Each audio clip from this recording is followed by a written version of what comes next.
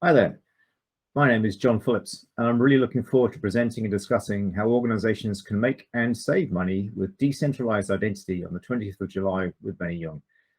I'm the co-founder of SSI, co-chair of the Guardianship Working Group for Sovereign, author of one of the chapters in the Self-Sovereign Identity book, and slightly famous for explaining SSI using popsicle sticks, pieces of card, an envelope, and a sparkly ball.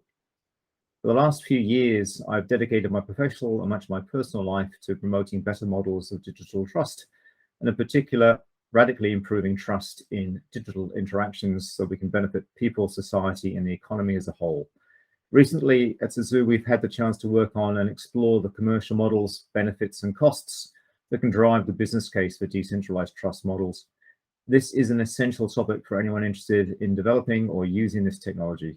I am really looking forward to getting a chance to share some of this thinking with you and then having a discussion with the attendees.